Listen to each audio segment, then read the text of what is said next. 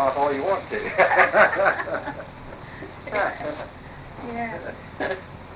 Yeah. What do you want me to talk about? Well, you were talking, like your father. What was his name? Or, Well, see,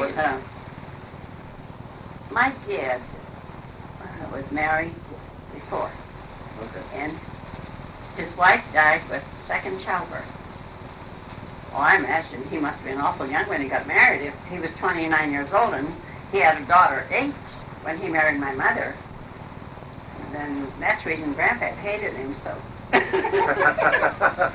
He said, for one thing, he felt that he was too old, and then he had that daughter that was 8 years old. But my mother didn't keep her. Her grandmother, her grandparents kept her on her mother's side. So actually, I don't remember her at all, but Mother said we knew her.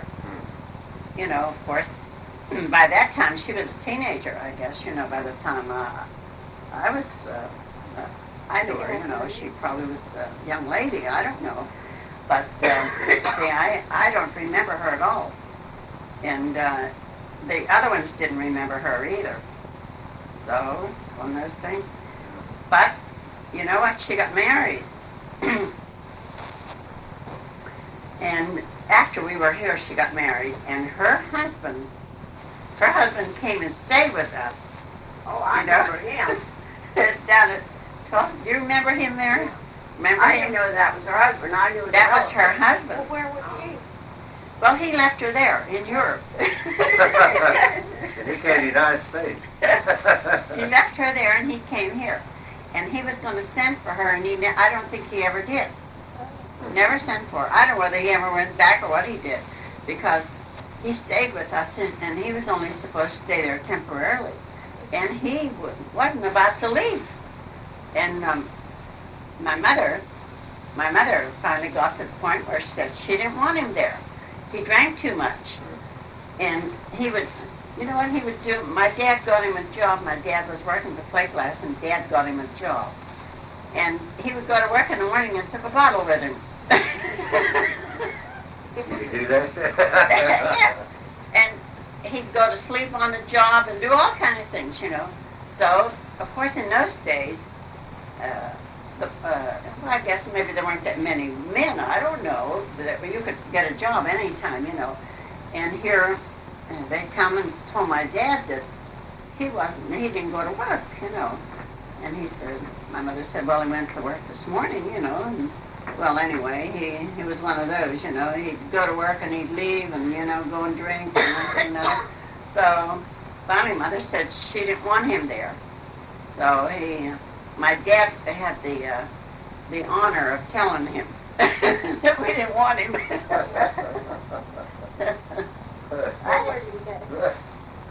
He went to New Jersey. That's what we heard. He went to New Jersey, and he was, I don't know what happened.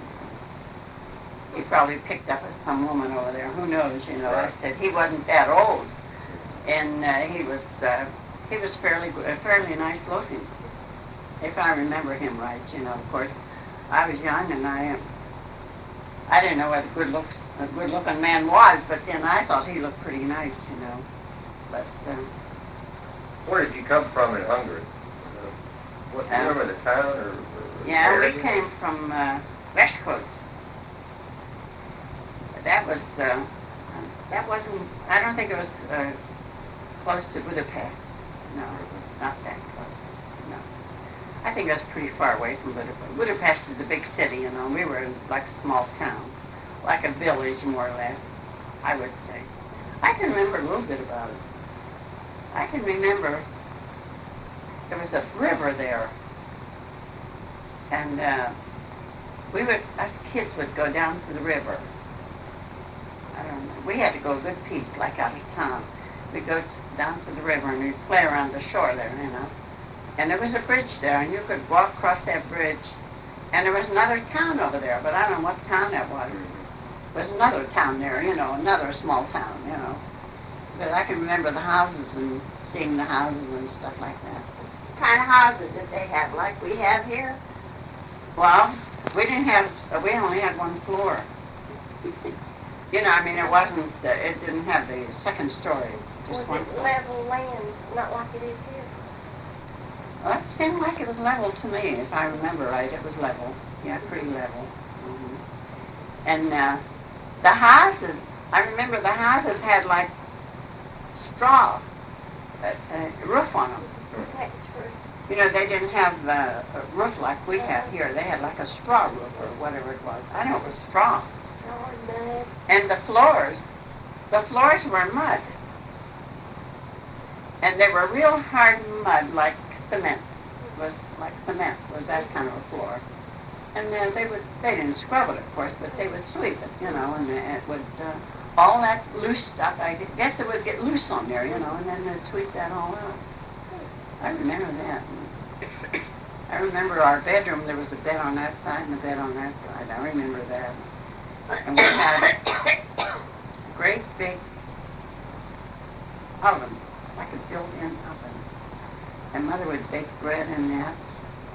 And then I remember she would, whenever they would butcher, they would put the bacon and the ham in there somewhere in there, I don't know where, but somewhere in there they would put it in there. It had like must have been like a shelf or something. I don't know what was in there. I don't remember what it was. And they would put their hams and things in there and smoke them. And heck, you know, I said, that smoked ham and stuff like that, they could keep for a year. And I said, today you buy the doggone meat, and in no time it's spoiled. Yeah. Can't get over that. Did they not use salt and stuff like that to cure it? I don't know. Just the smoke? I don't remember. I don't know whether they used salt or what did. I don't remember that they used salt. You know, I mean, like brine, you know, I don't remember that. But I know that they smoked it. Because I can remember seeing my dad put it in there, you know, it was like a door on, see, the stove was here, and then it had a great big thing that went up like that, you know, and then it had, I guess it was built for that purpose, you know. I don't know. Right. But, You didn't have indoor plumbing, did you? no. Nothing like that. Well, I thought with the mud floors, you probably we had didn't a have pump. plumbing. I can remember we had a pump. We had a big high fence around our place, like a 5-6 foot wooden fence all around our place. And my uncle, my mother's brother, lived next door, and that we had a gate between. You know, we would come back and forth. I don't remember him anymore either. I don't remember what he looked like, you know, but. My mother said he looked like my brother Ellie. She said when she would look at Ellie, she would see her brother. She said it was just a picture of Ellie. Or Ellie was a picture of him, really, because he was older, you know. Yeah. See, he was older than my mother. What made your parents decide to come here? Well, see, my dad, he came from wealthy. His mother come from wealthy parents, and they had a lot of ground, and you know, and whenever his mother, he inherited, when his dad died, he inherited a lot of ground, but I guess not too much money, but ground, a lot of ground. Well, you know, over there, you have to work the ground, and at that time, they didn't have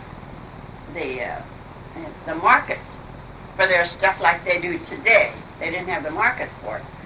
So I guess he only worked so much of it, and it was too much for one person. And the kids weren't old enough, and he couldn't afford to pay anybody, so he decided, he said he's going to try America, going to come here. He came here first. He didn't come here with us. He came here first. He came when Mary was a baby. And when we came here, Mary was 2 years old. So he came here.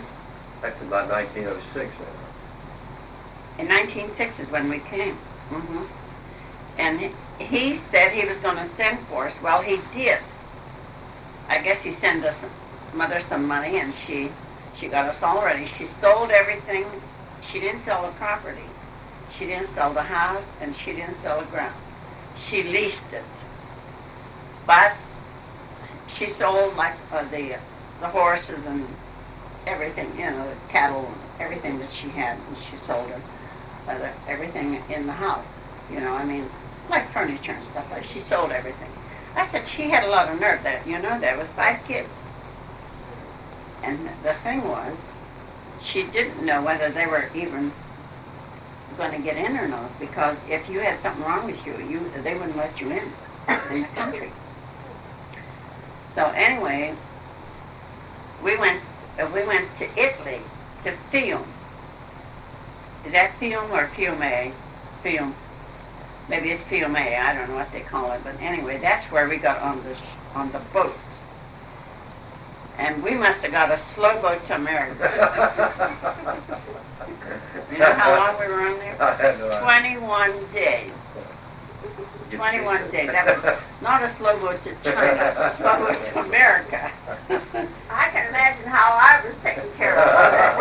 Well, it was Dan that took care of you because Mother was sick.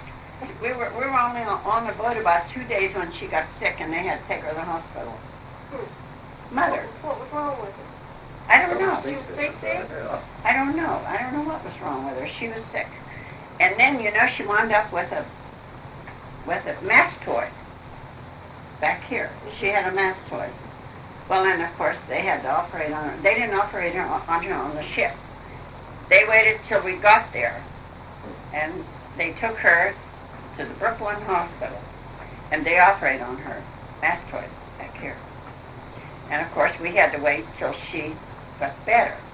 So I don't know how long we stayed there, but here they sent my dad word that if he didn't come and pick us up, they were going to ship us back. So my dad thought that my mother run out of money. So here he wired her some money, and they wired him again and told him that he would have to come and pick us up or they were ready to ship us back. So he came. And I can remember he was in a little room, I was in one room and he was in the other. Of course, by that time, he got Americanized, he got new clothes, and he looked different, And they were asking him about the children's names and, and all that. And I guess I was listening. And, and I said, I guess to the boys, the boys were older. And I said, gee, those kids have the same name we do. I didn't even recognize my dad. And he was only away about a year and a half, I guess, or something like that. And I was kind of shocked whenever he came in and it was my dad,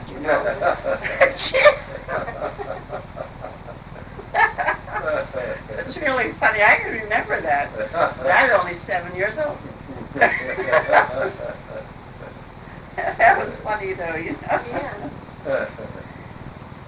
Well, and then, of course, by that time, then, they let Mother out of the hospital, and she was there, too. We were in Ellis Island, I guess. Where else? And we were all, they clipped every bit of our hair off in Ellis Island. I guess we were full of lice. There was nobody to take care of us, My mother was sick, and Dan was the oldest. Dan was about 11. So, poor kid, he had to take care of Mary and carry her around. She was calling her Mama. She didn't know any better. She was calling him Mama. She'd cry for him, And the rest of us, we wandered around that ship like lost sheep, I said it's not like it is today. They would have someone take care of them. Not like Love Boat. And not like Love Boat. No. They didn't have Julie there. There was no Julies. No. Did you come to Charlotte? Or Yeah, from there? Yeah, we came to Charlotte. Was I it can here remember. again? You know what else I can remember? There was in New York, when we had to get on it was streetcars then, and they were horse drawn, you know. They didn't have electric. They had at that time it was they had horses. You know, I can remember that because we didn't all get on, you know. There was 6, 7 of us, you know, because Pat was there, you know. There was 7 of us, and I guess by the time we all got all scrambled on, we didn't all go on, and a couple of us got left off, and here they had to wait. The horses started to go. I guess, you know, they started the horses. And here, of course, then they had to stop because we weren't all on. You know, I can remember that. Were you on or were you on? Were you on? Were you being left? I think I was one of them was being left. And can you imagine what we looked like? Every one of us, 5 kids and they had all bald heads.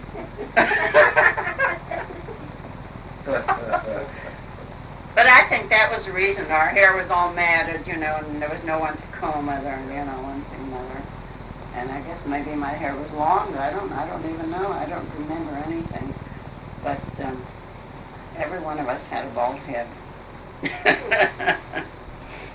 Did you remember the ship's name when you came over? Yeah, it was the Carpathia. Carpathia. I guess that was an Italian ship, was it, or what? I don't know. There was an awful lot of Italian people on there, you know. I didn't know what language they spoke, but Mother said they were Italian.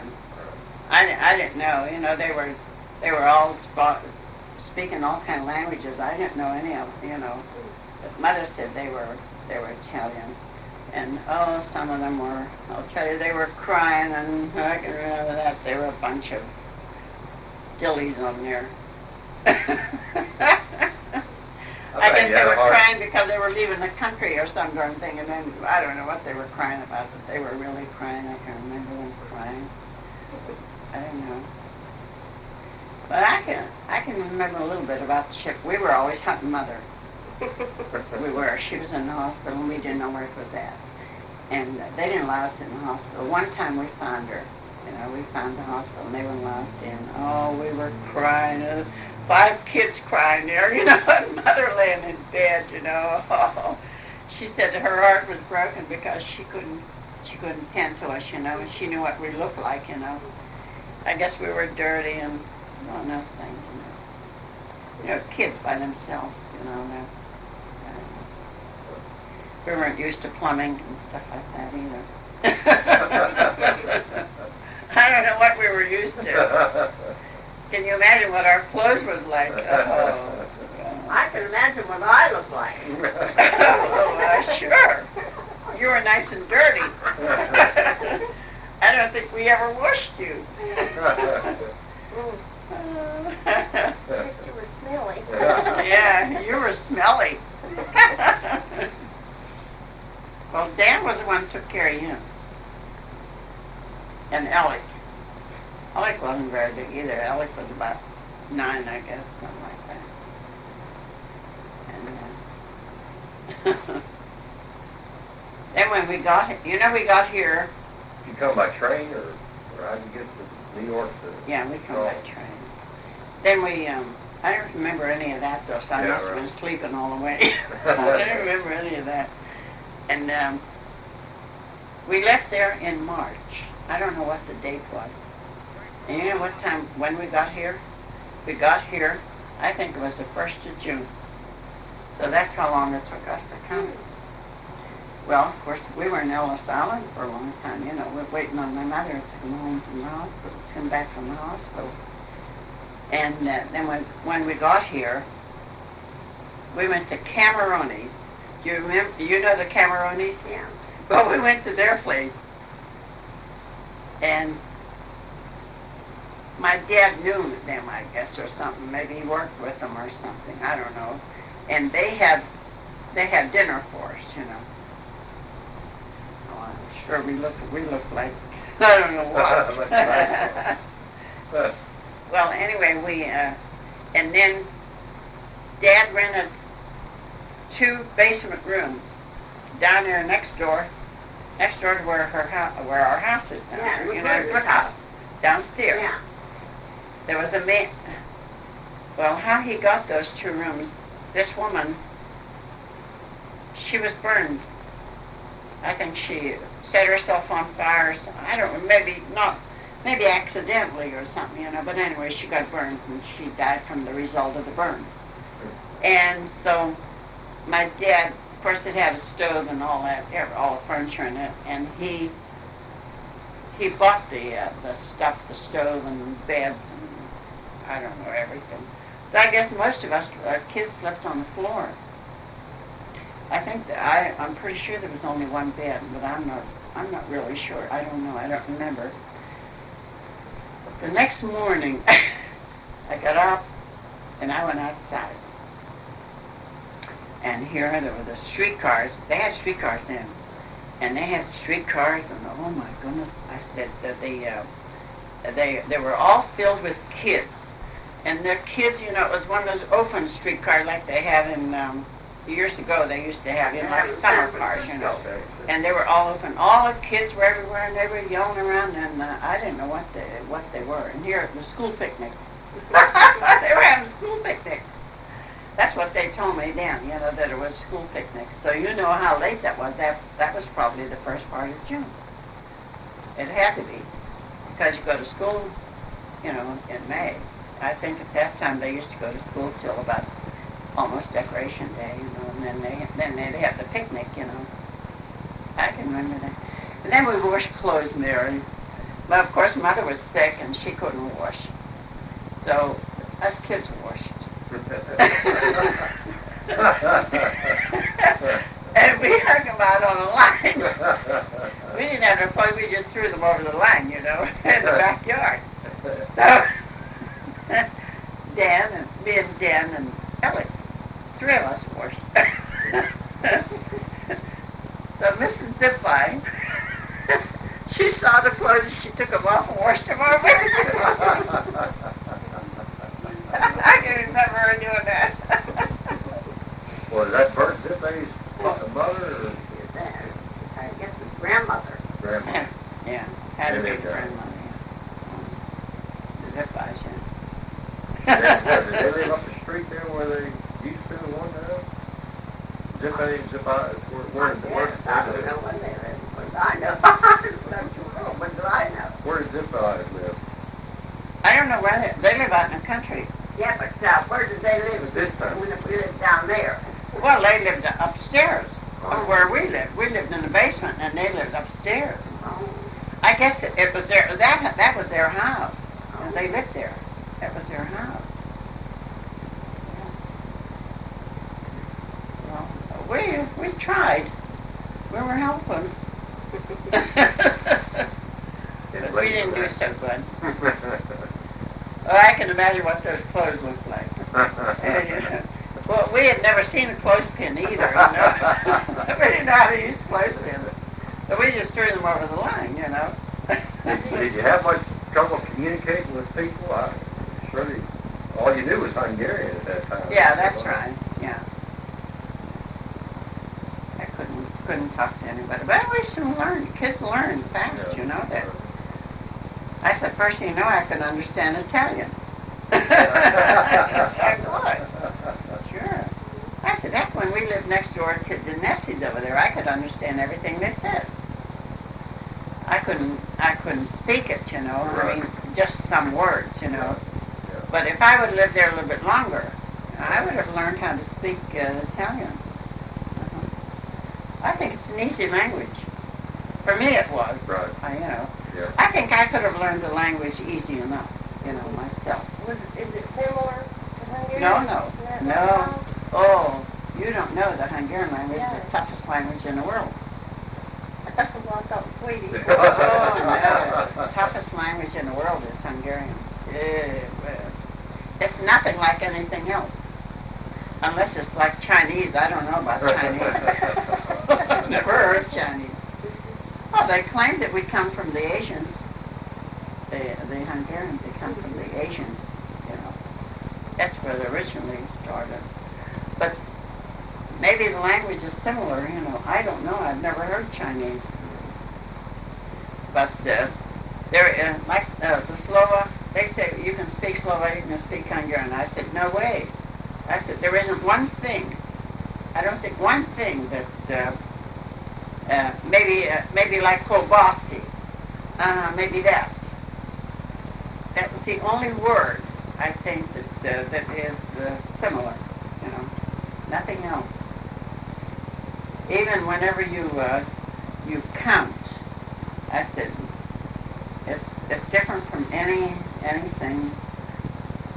You know, like even the days of the week. Just like Monday is hettu, so and Tuesday is kit. You know, I mean, you know those. So you can see that it's different from anything. You know, so that's why I say it could be like a little bit like Chinese, maybe. I don't know. I have never heard Chinese. Someday I'd like to talk to a Chinaman just to see if it's anything like it. You know. But Did your dad work at Corning, or what did he do? no, he worked at the plate press. How about him going back? Oh yeah, and then he well by that time How long was he here? Were you here when he did go back? I was Very long? 16 years old. Well, we were, and then of course Alec was older, and so was Dan. And I remember I was working for Russell's at that time. I was doing housework for them, helping with the children. You know, she wanted me as someone to help with the children, and I had been there about a year, and maybe longer. I worked for them 2 or 3 years. You know, I started as just to help with the kids. You know, and then of course I got to where I was doing other things too. You know, doing regular housework.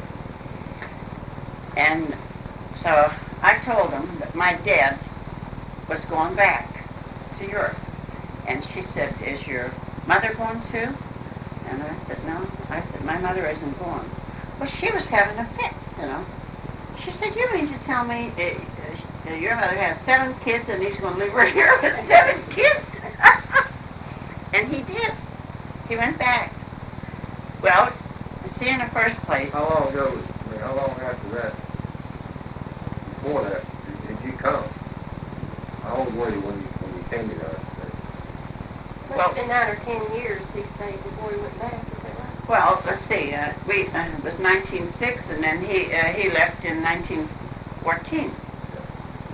Yeah. 8 years. So that was 8 years, right? Well, anyway, he went back. He wanted all of us to go back. And we said, well, we wouldn't go now. We would wait till later. We'd go later. And us, of course, we got to the point where we liked it here, you know, the older ones, and we didn't want to go. Did he not like it? Is that the reason he Well, went that's back? right. My dad wasn't used to working. He had, you know, he was a farmer all his life, and he didn't like any job that he had. He didn't have any skills. That's the thing, you know. He didn't have any skills. He had no college education or nothing like that. So what could he do? Nothing but labor, you know. So he I don't labored. think you like to work too well. I don't think my dad was as ambitious as we were. Yeah. Well, anyway, he went back, and he was supposed to see the people had a lease on the property, and so he wanted to go back and tell the people that he wanted them to move, you know. So, of course, they wouldn't have to move because they had the lease, you know, for so many years, you know. Well, anyway, he went back, and he was only back there a month, and the war broke out. And my dad was not an American citizen, so he couldn't come back. See, he had to stay. So then, when the war broke out, that ended that. I said, we're not going, you know, so none of us went. No, we didn't go. Well, then, we didn't hear from him for, I don't know how many. Over. Yeah, the war was over, and we didn't hear from him till, let's see, 1919, I think, when we first heard him. And I remember I got married in 1919, and I sent him a picture my wedding picture, and I don't think he got it. See, then, this is crazy. Then after he was there that long, then he decided he didn't want to stay there no more. He wanted to come back. He said he had had enough because during the war, you know, he had to work during the war. He had to dig ditches, and, and all that, and he was like in the army, they took him, and he had to do that. Well, he didn't like that either. So here he... I think he was a misfit. So anyway, he went and he said he wanted to come back.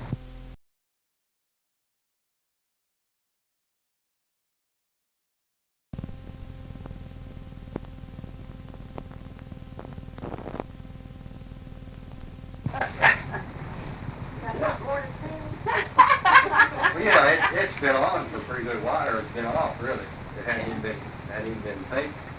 Well, some of that stuff wasn't taped that I was talking about anyway, right? I guess it run out. Yeah, it Run out. Usually, They should have a buzzer on there. right. Usually when it runs out, it'll pop up or something. This one ain't gonna do it. Uh-huh. That's what it is. But the first house that Grandma had it built down at 12th Street. Is that right? Yeah. Is that where we stayed? Mm-hmm. 1305? Yeah. 1205? We had that house built in 1916. So, well, see, in 1916 we were all alone, Alec was Dan was working, Alec was working, Johanna was working, I was working, and I think Mary was working. I think we were all working by that time.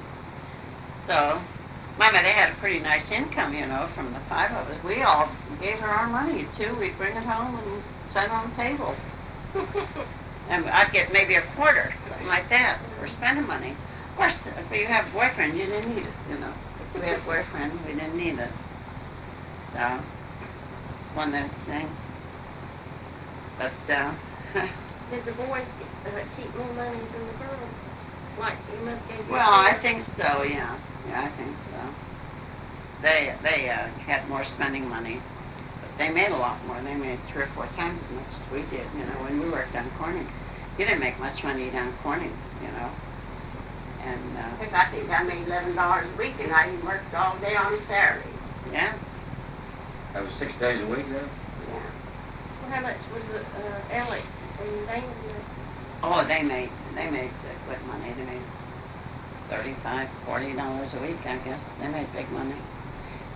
What they were doing. I remember when Alec, he had short pants, like this. Knickers, like knickers, And the blower, the man that was the blower, he was a gathering boy, and the blower, he was the head man of the shop. They had the blower and a gathering boy, and I don't know what they have. But you see, Alec was number 2. He was the blower. Mr. Bradley was the blower, and Alec was the gathering boy, and that's the second important job. And he came down there to see my mother, and he told my mother that he wanted Alec to wear long pants because he said he looked like a little kid. And he said he wanted him to have long pants because everybody was saying that he was too little to work, he was too little. But he had the skill, he knew what he was doing. And Alec was a better glass worker than Dan was. Really, I don't know whether Dan knew that or not, I don't know. I think there was a little bit of jealousy in between them, because they were both blowers, and later, and I think there was a little bit of jealousy there. But I think Alec was, because when Alec made when the television came out, Alec made the best television bulbs that were made down in Corning. Everybody that worked down there knew that, because, see, he didn't make as many in a day as some of them made, but he packed more. You understand what I mean? That it was better quality. Where some of them, they would make a lot, but they had to throw a lot of them away. So maybe they would make maybe 1/2 again as much as Alec made.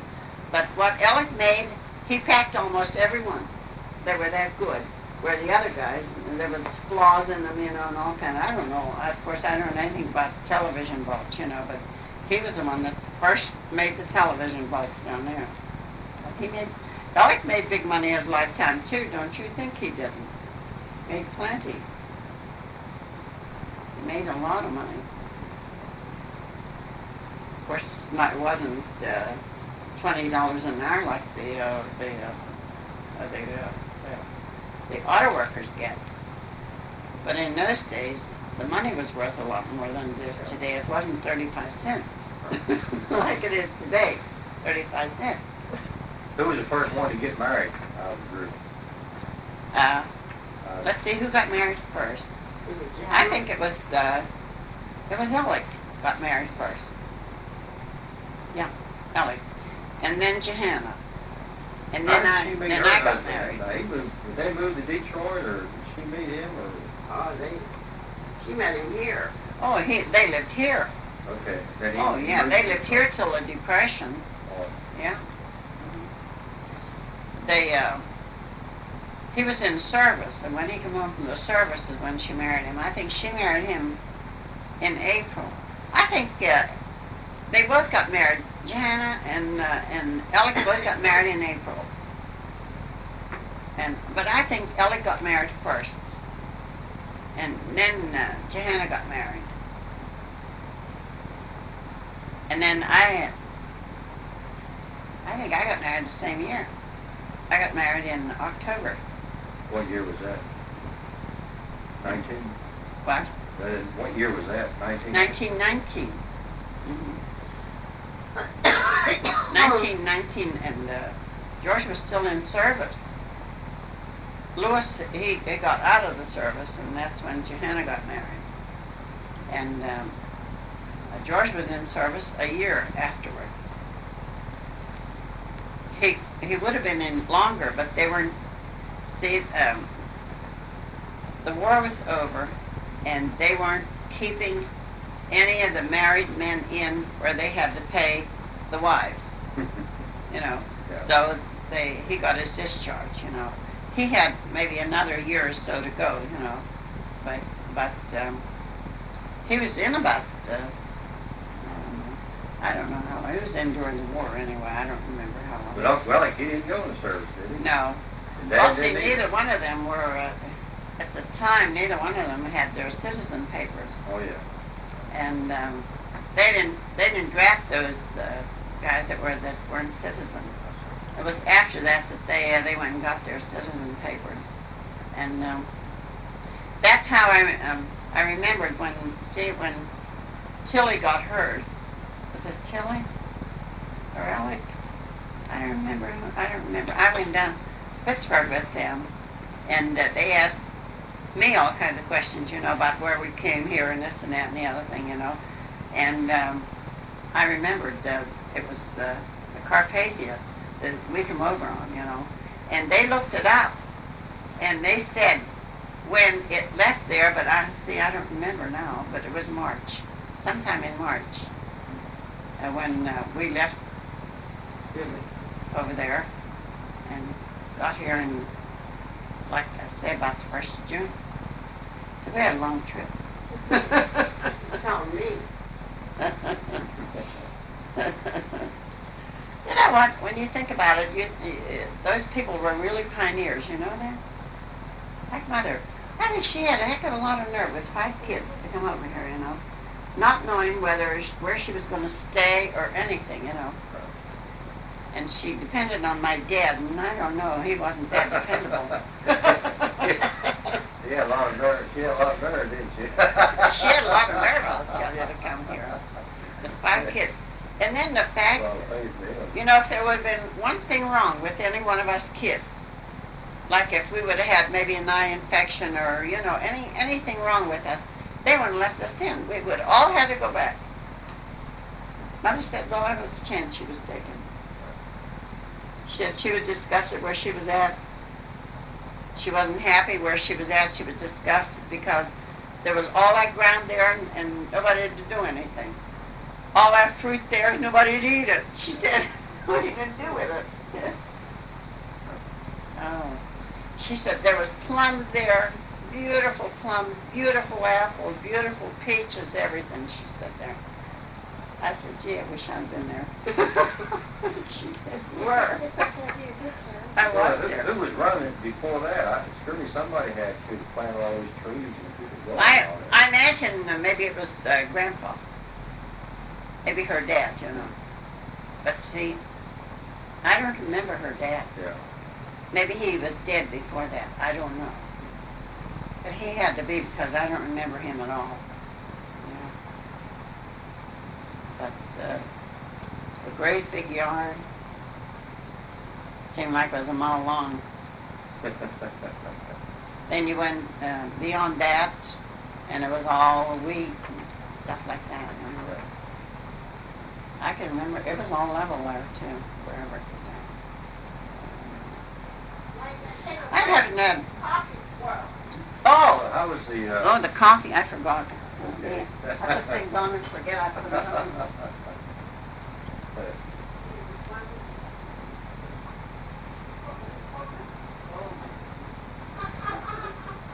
Probably too messed up now.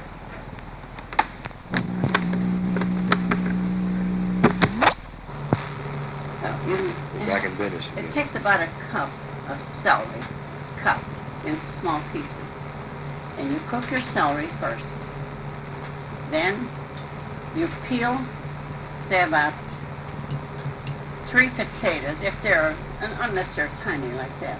The bigger potatoes, you know, the medium-sized potato, cook about 3 of them. And dice those potatoes, peel them and dice them. And put them in there with a little bit of salt, you know, and just enough to lap it, not too much. And after that is done, then you put in a chunk of butter, you know, I mean, like maybe a tablespoonful of butter in it. And after your potatoes are done, then you put milk in there. Say, I would say maybe about two cups of milk, something like that. Along with that, with the other stuff, you put the milk in there. Then you let that heat. While it's heating, watch because it'll boil over. So, and while it's heating, then you mix your dumpling. You put about, say, maybe half a cup of flour, or a little bit better flour, and 1 egg, a little bit of salt, and say about half a teaspoon of baking powder, and put a little bit of milk in, and put some parsley flakes in there too, and mix that all up. And that'll be, it won't be runny like, it'll be thick, but not too thick that it won't fall off the spoon, you know, that size. And when your milk gets hot, then you put that in there gradually with your spoon. Just dip it and put little pieces in there, you know. And when they all come to the surface, all this comes to the surface, then it's done. And that is absolutely delicious. I'll tell you. Jenny and I make it every once in a while. She'll buy a stalk of celery, and I'll make enough that we'll have enough for a couple of days. But it's real good, and it's nutritious too. They call it Swedish potato soup. So, you want to make it? You know, you will learn after you make, if you do it one time, you will learn whether you like more celery in it and less potato, or maybe you'll like more dumpling in it. And in that case, just use a little more flour, and maybe in that case you might be able to use 2 eggs instead of 1, you know, put more dumplings in it, you know, and because all the dumplings, after you make it, they all come to the surface. And you stir that a couple of times and let it boil a little bit, you know, and it only takes about 15 minutes, something like that. It's real good, very good. Jenny and I both like it. Don't you like Swedish potato soup? She's not going to talk. Turn it off. She's not going to talk.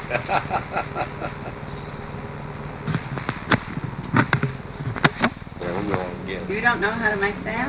Oh my goodness, sake alive. You grate your cabbage. got it on, and you have to have a good-sized head, not a little wee head like this, because, you know, cabbage, when it's boiled, it's nothing, you know. So you have to have at least, say, a 3-pound head cabbage, 2.5 to 3 pounds. And then you after you grate it, you put a little bit of salt on it, and let it stand a little bit, and then you squeeze it out, and put it in a skillet with butter. You put butter in there, and then you steam it. You put a lid on that, and slowly let it steam, and it'll get brown, light brown. And when it gets light brown, it'll be done. Then you cook your noodles. I would say, for that, maybe you ought to have, say, about 1/2 pound to 3/4 of a pound of noodles. And you cook that till it's done, whatever it tells you on the thing, you know, maybe 10, 15 minutes. I don't know how long it takes. Then you take a little bit of butter in a pan, and you brown your butter. Do you know how to brown butter? You put it in a pan, and then you keep stirring it and watching it till it gets brown. You can see where it's getting brown, you know. You brown your butter, and you put it on top of your noodles. And, well, you rinse your noodles, too, because if you don't, they're going to taste starchy, you know. Rinse your noodles with hot water. And you put your butter on it. Then you put you season it. No pepper, just salt. And then put your cabbage on it. And you mix that all up. You'd be surprised how good that is. That is really good. I'll tell you. Well, is that a Hungarian dish then? Yes. That's a Hungarian dish. I like it. Shannon likes it. Well, I bet you'll like that. Well, do you like noodles? Anybody? Well, it has to be a certain kind. Yeah, well, I always get the wide noodles like that. Could you use, there's spinach, could you use that in it? Or would you? Would that be too much flavor? I guess you can use any kind of a noodle as far as that's concerned. Not, I don't mean the elbow macaroni or anything like that. And not spaghetti either. It has to be that flat noodle. Yeah, any one of those flat noodles you can use.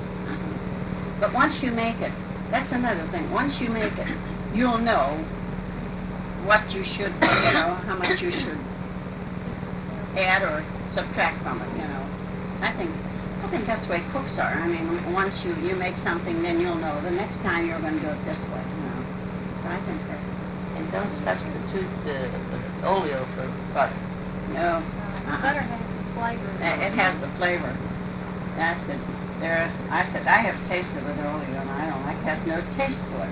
It's the butter that gives it the flavor. You should start that, fix that when you're done, and just tell Kevin, no. Don't you know how to make it? Well, I've never made it. Well, see, I have a cleaver.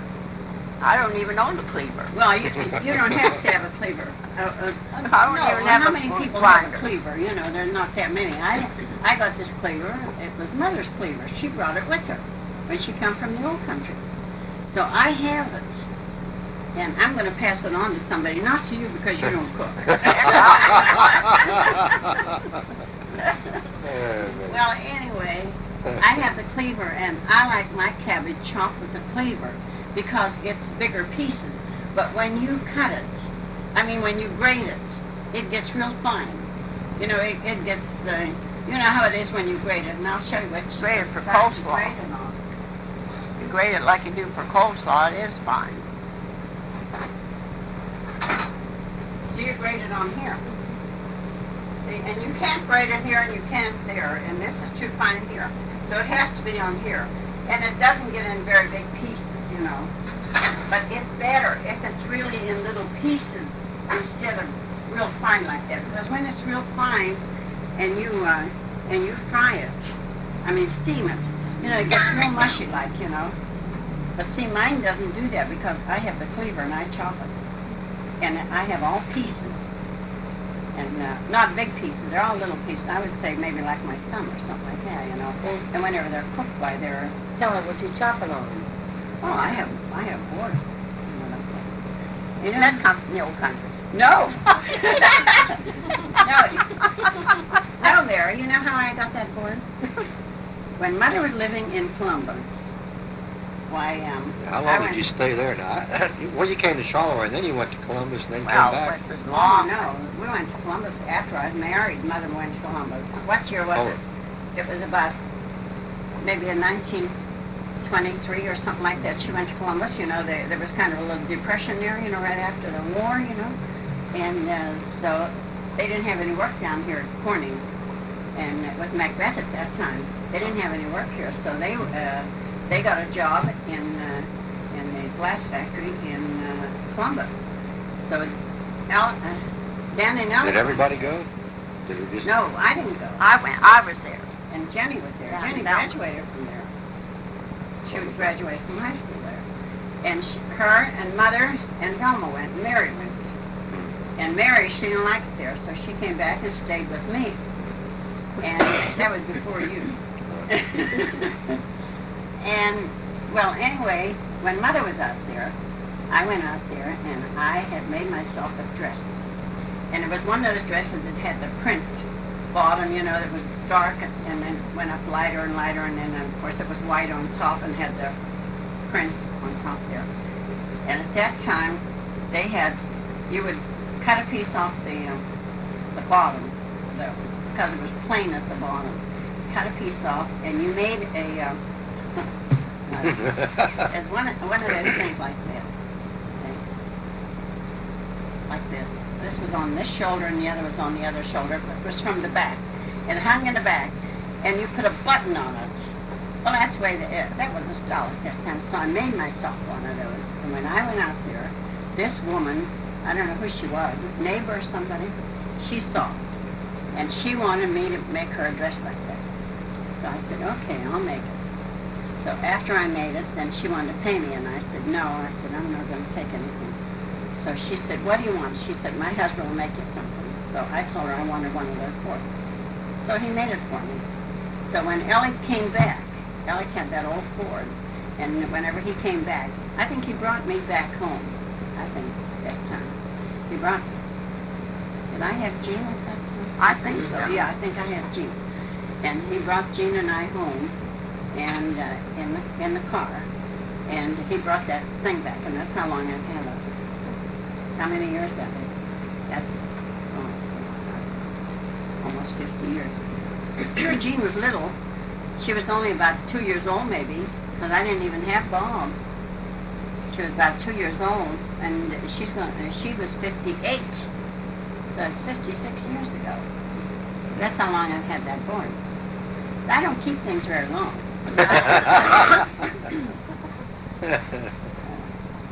No.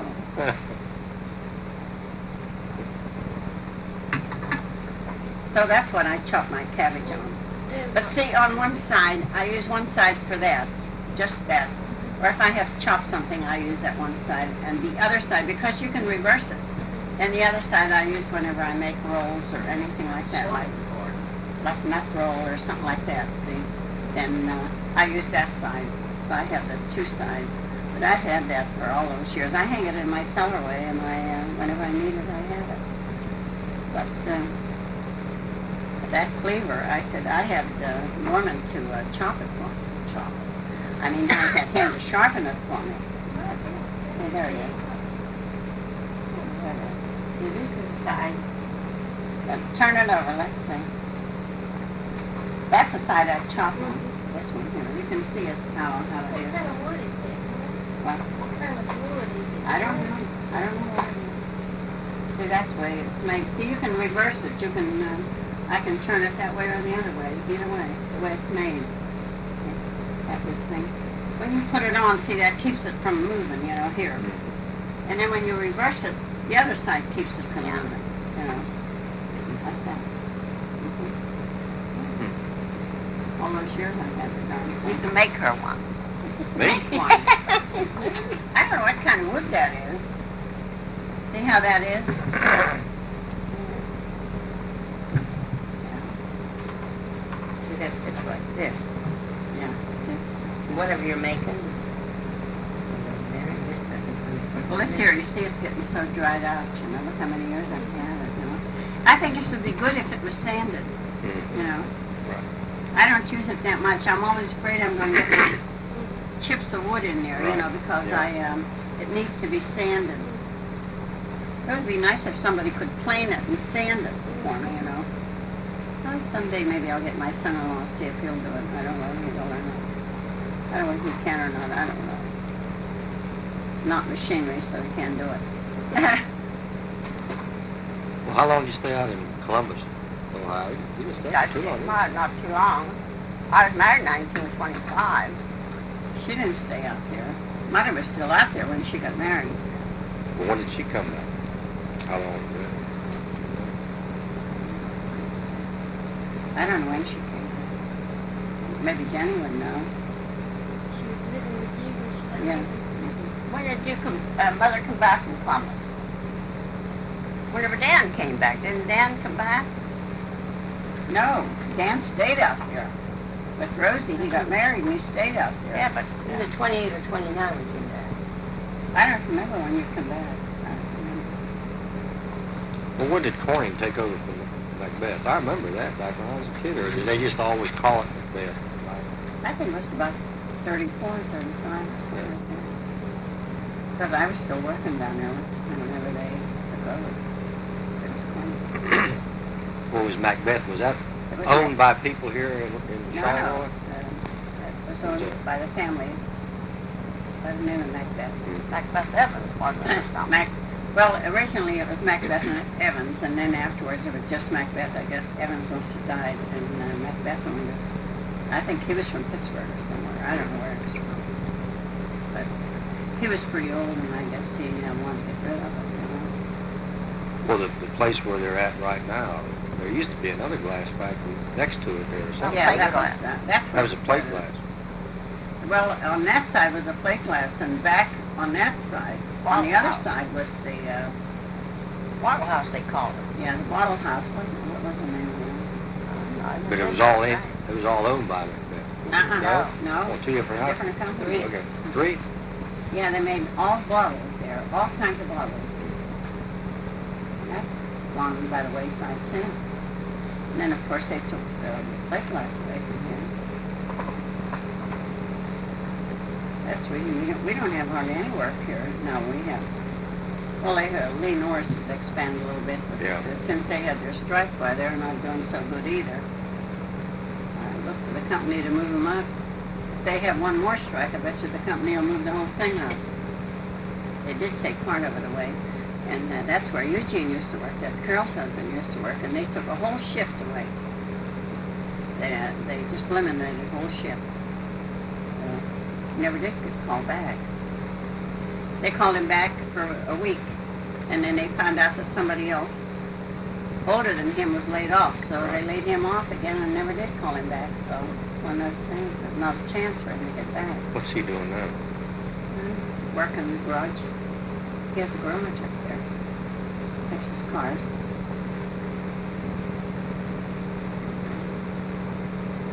And sometimes he buys old cars and fixes them up and sells them. Jean was telling me that, did I tell you what Jean said? She said that he had this ad in the Pittsburgh paper because he bought a Cadillac and he fixed it up and he wanted to sell it. So he had that in the Pittsburgh paper. So I guess he got several calls, and the last one and finally they sold it, and to a man from Greensboro. And here, after it was sold, said some colored man called, and Carol answered the phone, and he wanted to know about the car, and she said, well, the car was sold. He said, tell me. He said, what color was it? And she told him that it was blue, and it had the white interior. He said, I'm going home, and she said, kill my wife. He said he wanted her to call the day before, and she didn't do it, and now the car was sold. He said, I'm going to go home and kill my wife, he said.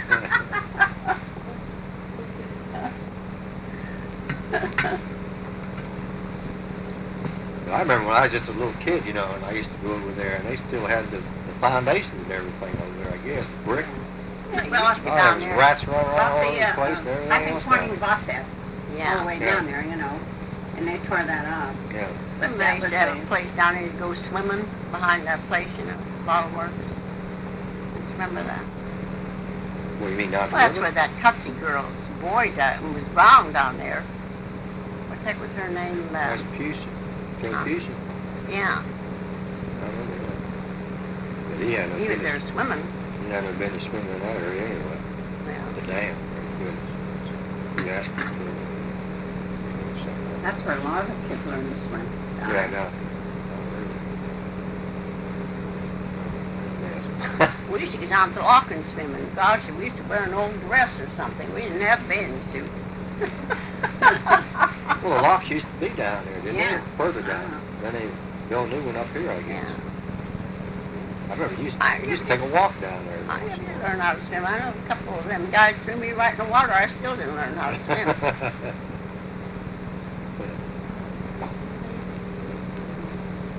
I guess there's a right way and a wrong way to learn how to swim.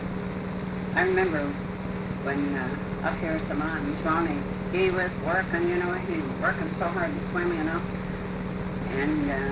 so there was a lifeguard up there. He was a lifeguard somewhere else, not there, but they had a cottage up there, and he said to me, he said, "Do you mind?" He said, "if I give him a few pointers?" And I said, "No."